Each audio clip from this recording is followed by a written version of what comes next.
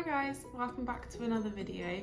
Today's video is going to be a tutorial on this jumper. I started making this jumper last year and I couldn't work my head around it or finish it, so I just left it in my whip pile, and then I picked it back up a couple of months ago and finished it off.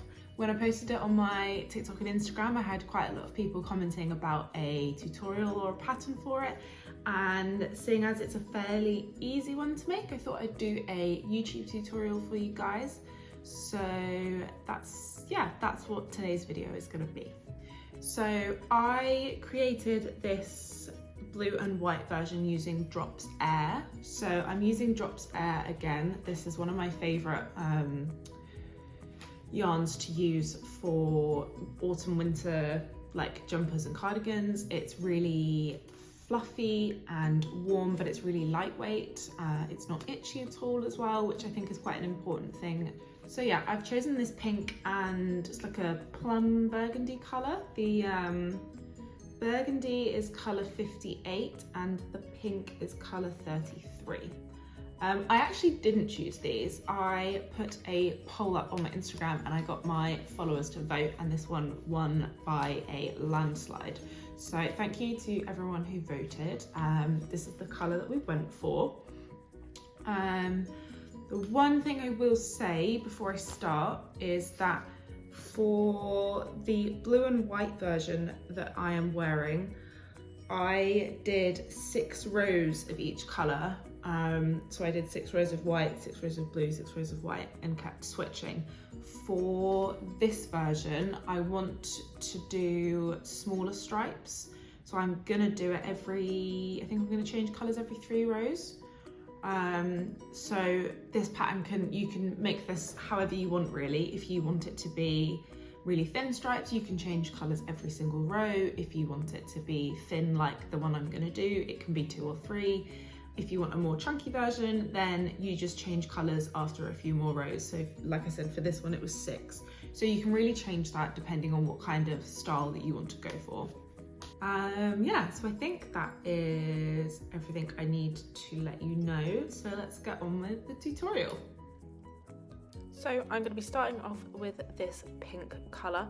Doesn't matter which one you start with, but I want the pink to be at the bottom of my jumper. I'm going to be using a 6mm hook for this project, and we're going to start off by making a slip knot and putting that onto our hook. For the first row of this project, we're going to be using a stitch called the foundation half double crochet. So to start that, we chain 2, then we yarn over and go into that first chain that we made, pull up a loop, and then yarn over, pull through 1, yarn over and pull through the remaining loops. And that is our first foundation half double crochet stitch. We're going to then yarn over and work into the back bumps of that stitch that we just made.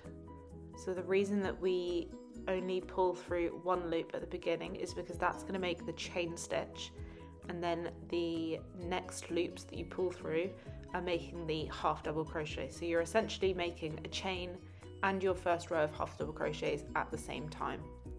So we're going to repeat this process, going into the bottom loops of the stitch, yarn over and pull through once to make the chain, and then yarn over and pull through the remaining loops, which makes the half double crochet.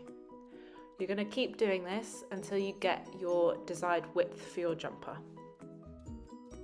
So I've carried on adding foundation half double crochets, and I'm now happy with the length. It was 70 half double crochets that I made, which was roughly 19 inches wide. So we're now ready to do the next row. We're going to chain 1 and turn our work. We're then going to skip that chain and work a half double crochet into the back loop only of the next stitch.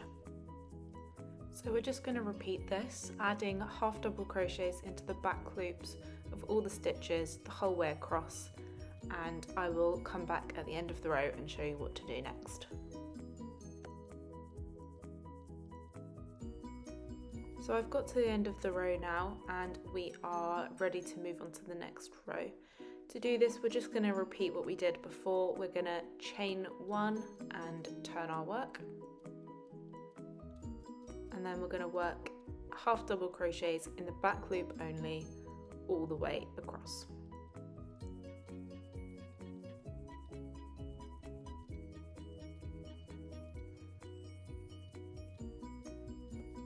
So I now have 3 rows of half double crochets and I'm going to be changing colours now. Like I said at the beginning of the video, when I made this blue and white version, I did 6 rows and then changed colours. But for this project, I'm going to be doing 3 rows and then changing my colour. But you can do this however you like, you can do less or more, completely up to you. So I'm going to be changing colours now to the burgundy colour, and I'm going to show you a little trick on how I change colours at the end of my row. So I think that this technique is called the magic knot, and what we're going to do is we're going to cut our yarn really close behind that last stitch. We're then going to take our hook out and undo 2 or 3 stitches, and then I like to place my hook back into that loop just so that it doesn't unravel anymore. We're then going to grab the colour that we are changing to, and then I like to lay them out like this with one on top of each other. And essentially we're going to be making 2 knots. So I'm going to be using the yarn at the top first. I'm going to place it over the top and then under at the back. And then with these 2 sections, we're going to just tie a normal knot. Then pull that really tight. And then you can just slide it down the pink a little bit so that you've got a bit more room to make a knot with the pink. So we're now going to do the same thing, but on the other side. So we're going to go down, but over the top, around the back. Kind of makes a D shape. And then we're going to tie that into a knot. Again, make sure that you pull that really tight, and I like to make sure that it's quite a small tail with the colour that you've cut, that you're going to stop using, just so that there's less waste and it's really hidden right at the end of the row. You then pull those together and it's going to bring the 2 knots really close together. I then like to tug that really tightly just to make sure it's not going to unravel, and then we're going to cut these 2 tails off. I've been using this technique for quite a while now, and I was very skeptical when I first did it that my work was all going to unravel, but I can say without fail every time this always works. I then like to just roll the knot together and it just smooths out the join a little bit more. We're then going to redo those stitches that we undid, so it's half double crochet in the back loop only. So I'm going to redo those 3 stitches, and you'll see when I get to this last one that the join of the knot is hidden within that stitch. So we're now going to chain 1 and turn our work, and then we're just going to work a row of half double crochets in the back loop only like we did before. So I'm going to do this the whole way across, and then I will show you how it looks at the end. So that's how that looks with the colour change once I'm at the end of the first row. We're going to continue this doing 3 rows of each colour. So I'm going to do another 2 rows of the burgundy and then change colours and do 3 rows of pink, and keep repeating that until I'm happy with the length of the jumper. Okay, so I've gone ahead and carried on with my panel, and I have done 42 rows in total. The next step is going to be to make a second panel exactly the same, and I will come back and show you when I finished that. Okay, so I've made my second panel exactly the same size, and we're going to lay these on top of each other, and the next step is going to be to sew our shoulder seams and our side seams together. I personally like to use stitch markers to work out where I'm going to sew. So I'm going to place these along the top where I want my neck hole to be, and then in the bottom corner and up to where I want the bottom of the armhole to be. So I've placed my stitch markers where I'm going to sew my shoulder seams at the top here, and then I'm going to leave the middle open, and then I've also done the same down the sides. So I'm going to sew along this edge and then stop when I reach this marker for the armhole.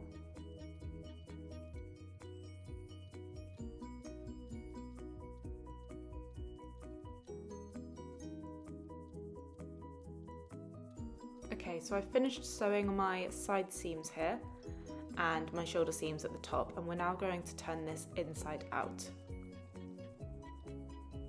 As you can see, that's what the seams look like on the right side. It's almost completely seamless. Next step is to work on the sleeves. I'm going to make a slip knot and then insert my hook into this corner where the seam is under the arm, and then put the yarn on my hook and pull that through the stitch.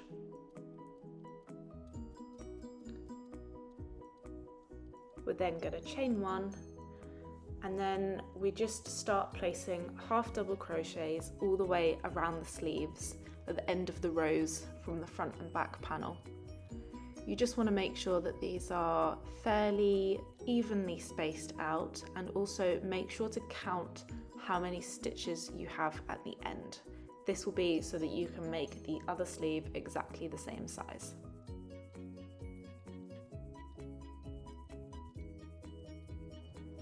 Okay, so this is what my first row of half double crochets is looking like. I have counted how many I've done, and it is 48 for my version. So I'm going to make a note of that so that when I make the second sleeve I have the exact same amount of stitches. We're going to end this row by making a slip stitch into that first double crochet that we made at the start. We're then going to chain one and turn our work. And then we're going to continue like we did with the front and back panels with half double crochets into the back loop only. I'm going to continue this all the way around and then come back and show you what to do at the end. So I've gone all the way around with half double crochets in the back loop, and to finish this round I am going to slip stitch into that first half double crochet I made at the beginning of the round.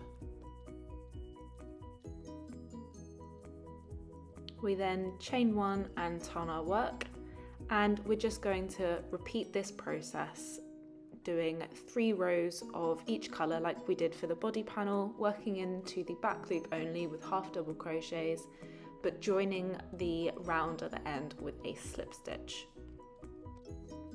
Okay, so I have finished adding rows to my sleeve and I'm happy with the length now. I ended up doing 36 rows. And I then fastened off. The next step is to add the arm cuff. This is optional. If you prefer a wide sleeve, then you can skip this part and leave it, but I personally like to add a cuff. So I'm gonna make it a little bit narrower than the one I made on my blue and white version, just because I've done smaller stripes, so I'm gonna have a smaller cuff. So I'm gonna use the contrasting color, the pink, and we are gonna get started on the cuff.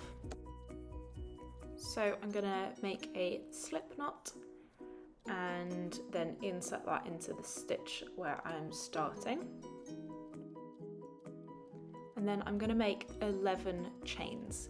You can make your cuff smaller or bigger, you just need to adjust the number of chains you make to do this. And then I'm going to skip the first chain, which is next to my hook, and we're going to work into the next stitch with a slip stitch.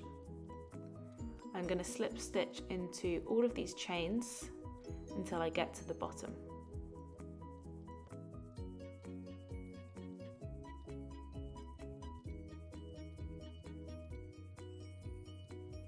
So I've slip stitched into all of those chains, and we now need to join it to the base.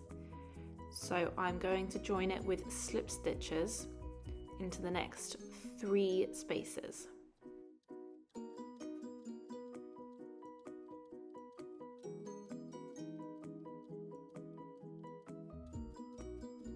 We then turn our work, ready to make the next row. We're going to skip those 3 slip stitches and work into the next one with a slip stitch into the back loop only. So we're going to slip stitch into the back loop only all the way across until we reach the end of our row.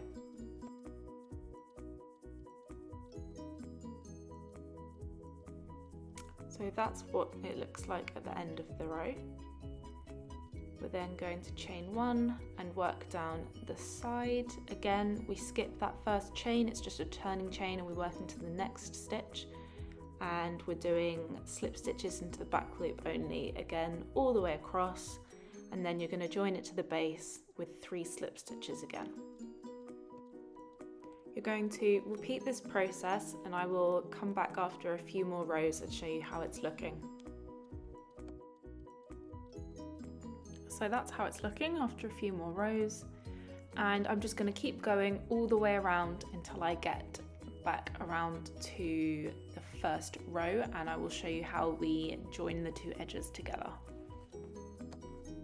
So that's how it's looking. I've worked all the way back around to the start, and it's now time to join the 2 edges together. You want to make sure your stitches are lined up, and we're going to go into the first stitch from that first row and then the last stitch from the last row that we just did. So we're going to skip those slip stitches where we joined it to the base and go into the next one, and then I just slip stitch those together. You're then going to work into the next stitch and the next one on the other edge and slip stitch those together. I'm going to keep going all the way to the end.